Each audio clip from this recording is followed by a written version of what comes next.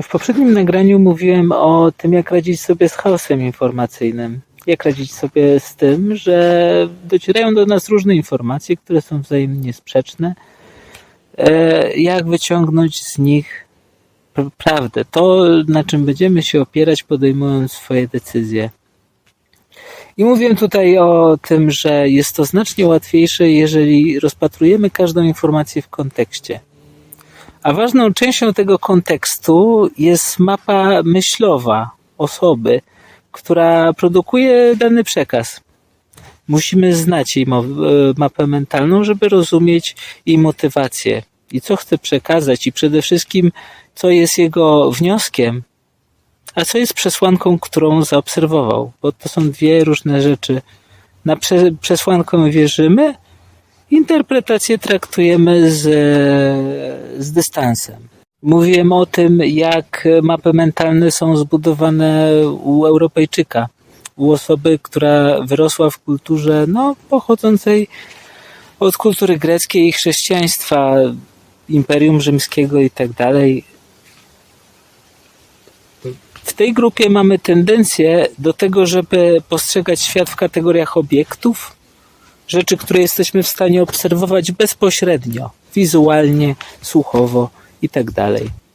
Natomiast obiekty mają swoje właściwości, wchodzą w różne relacje ze sobą i mogą wykonywać różne czynności lub procesy. Jeżeli tych czynności jest więcej, które tworzą jedną całość. Natomiast jednym z najważniejszych doświadczeń tak naprawdę, które pozwoliły mi zrozumieć lepiej ten proces, było to, co zaczęło się dziać, kiedy przyjąłem buddyzm. Zacząłem praktykować buddyzm w dosyć zaangażowany sposób, bym powiedział. I to sprawiło, że słuchając przekazów z tego świata, że tak powiem, z tej narracji, naturalnie moje myślenie się zmieniło w taki sposób, że nie obiekty były podstawowym elementem mapy mentalnej, a jedynie procesy. Procesy, które się dzieją między różnymi rzeczami, ponieważ rozumiem to, że nie ma żadnej rzeczy, która miałaby swój jednoznaczny początek i jednoznaczny koniec. Że nie do końca właściwym jest mówienie na przykład o człowieku jako jednym byciem. Jest to pewnego rodzaju uproszczenie. No bo kiedy początek i kiedy koniec ma człowiek? Myślę, że to jest pytanie, które wymaga tak jakby sprecyzowania, o co tutaj chodzi, bo czy początkiem i końcem człowieka jest istnienie ciała? Jeżeli co to znaczy? No bo tak jakby jesteśmy złożeni z komórek. Również bakterii, które istnieją w nas, bez których ciało nie mogłoby działać.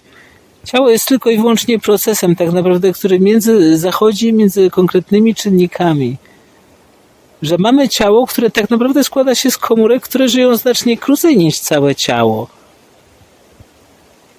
Dodatkowo mamy również umysł. Więc być może racjonalnym byłoby przyjąć, że początkiem człowieka jest wtedy, kiedy zaczyna doświadczać życia emocjonalnie, tworzy wspomnienia i ma jakieś dążenia, tak? W takiej sytuacji nie każde, nawet żywe ciało ma życie w taki sposób. Może się okazać, że tak naprawdę człowiek się zaczyna później, aniżeli jego ciało, a nawet może istnieć znacznie dłużej niż to ciało, ponieważ te same idee, te same sentymenty, te same dążenia żyły w innych ludziach. Często przyjaciołach, z którymi po prostu rozwijamy się, wspólnie wymieniamy myśli, że w ich sercach będziemy nadal żywi i oni przekażą to dalej.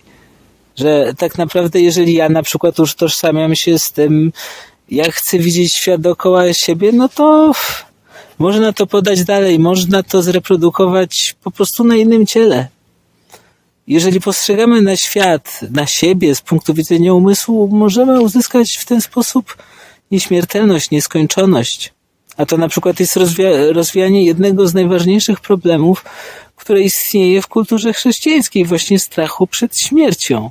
ważną cechą tego wschodniego sposobu myślenia, jak go nazywam, jest taka konsekwencja, że przede wszystkim staram się opisać proces. Że to, co robi na przykład zachodnia nauka, zachodnia filozofia, to jest to, że stawia precedens na opisaniu, jakie obiekty są elementami systemu. Potem opisuje relacje i tak dalej, i tak dalej. Natomiast to myślenie, które właśnie stworzyło się w mojej głowie, opiera się na tym, że nie ma priorytetu na opisanie, jakie obiekty są elementami procesu. Chcę najpierw zobaczyć cały proces, potem być może wnikać w jego szczegóły. W ten sposób jest mi znacznie łatwiej, ponieważ znowu to się odnosi do tego samego, o czym mówiłem wcześniej, że znacznie łatwiej jest postrzegać świat w kontekście. Wtedy udaje nam się po prostu wydedukować, czemu kto powiedział, co powiedział. Dlaczego to powiedział? Jak to powiedział? Jeżeli weźmiemy te wszystkie rzeczy pod uwagę, to potencjalnie, wydające się być sprzecznymi informacje przestają być sprzeczne, ponieważ rozumiemy lepiej historię, która tam się zdarzyła, czemu kto powiedział to, co powiedział. Jest to bardzo istotne. Ale do tego właśnie trzeba znać proces. Jest to tym bardziej istotne, bo kiedy postrzegamy świat w ten sposób, bardzo szybko zauważamy, że te same procesy przyjmują bardzo różne postaci. Jeżeli patrzymy na przykład z punktu widzenia kontekstu, no to jeżeli widzimy na przykład ostatni hype na sztuczną inteligencję, no to wtedy zobaczymy, że tak naprawdę taka sytuacja już zdarzyła się wcześniej, tylko że dotyczyła internetu. Kiedy powstał internet, również wzrosły niesamowite oczekiwania. Ludzie myśleli, że w ogóle to będzie anarchistyczna rewolucja. Internet. Wszystko się zmieni.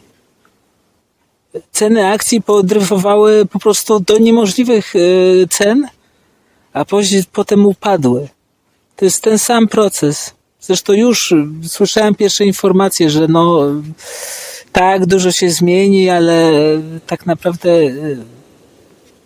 już inwestorzy przestają wierzyć w rewolucję AI. Dużo się zmieniło, ale ostatecznie nie tak wiele, jak się na początku wydawało.